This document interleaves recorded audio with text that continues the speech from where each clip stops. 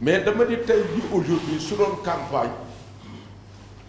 ma ni jàpp na ma man yàgg na. Pourquoi? Parce que jox nañu une leçon nous les entraîneurs de football extrêmement important. On parle de football, d'une activité humaine. du dëgg kan romb fële suñu séenee xam ni football la lay donc dénk naa leen vous entraîneurs su ngeen dee defati causerie technique ou tactique xaw ma nu ngeen koy tuddee il faut avoir un ballon dans la salle waaw bi ci des dafa wax Abdoulaye Wade Macky Sall yu jàppoon ci kii mais damay wax rek benn situation bu ndaw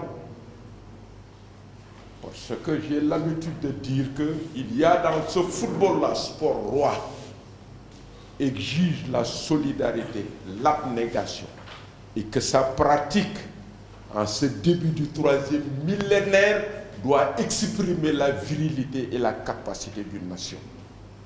Coos na ko léegi mu am lu mu indi là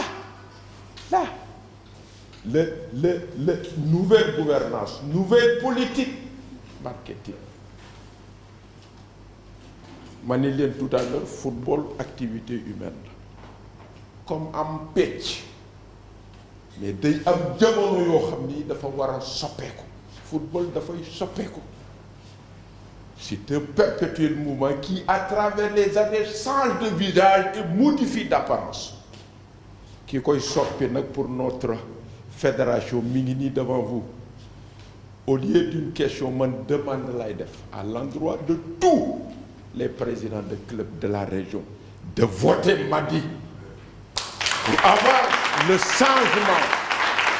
li tax li ma ciy teg mooy lan parce que dama ko dund depuis l'indépendance loolu mën naa nekk doléance yéen ñëpp taw ngeen maa ngi ndaw il n'y a jamais eu de stage de premier degré à Louga jamais ngir su moo ko wax ngir il a parlé de formation de ce concept-là la formation des cadres techniques et des cadres administratifs voire même des joueurs s'avère le pilier fondamental dans la pyramide du football moom la ñu indi léegi du dëgg kon mbir yi dootul naxe du gént parce que même en football moi je ne parle pas de rêve il faut rêver nangam déedéet waaw parce que jàpp naa ne rek si on rêve c'est que on est profondément endormi et le réveil peut être brutal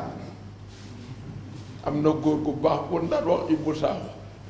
li tax buggul gént nee na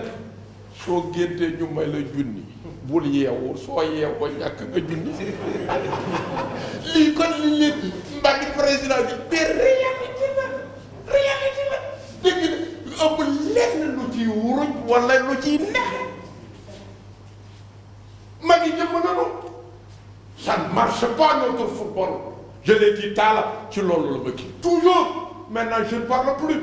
pourquoi parce que j'ai peur d'être incompris loolu mooy lan léeg-léeg ñuy wax ñu defe ne da ngaa contre nit ki football dañoo dikk ki soppi dama ni ma tënku ko ci wax bu gàtt yi nga fecci sax waaye yow foo daan baale ji làmbaay soo toogee juróomi at ñëwoo làmbaay nga jógee nag soo dikkee bu tëb rek dugg ci géew bi dangay toog ba xam lan moo xew waaw lan moo fekk moo xew waaw amaana yaa ngi kag fekk gaa ñi passé nanu lan ba sax voilà dama ni c'est le renouveau du dëgg nanu xel xalaat depuis longtemps le football là ne marche pas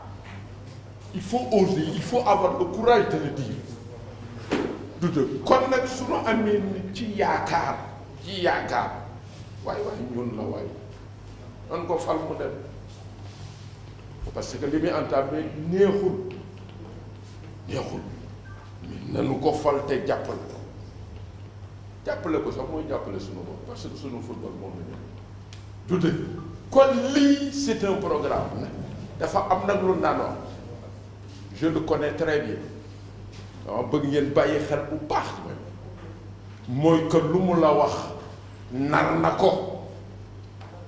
lu mu la wax moom Madi nar na ko lu tax néewuma lu mu la wax dana ko def parce que loolu yàlla moo ko yeyoo du dëgg kon nag une fois de plus mooy demande bi ma doon wax dama koy def di wax président de club vous yéen ñi am droit voter Madi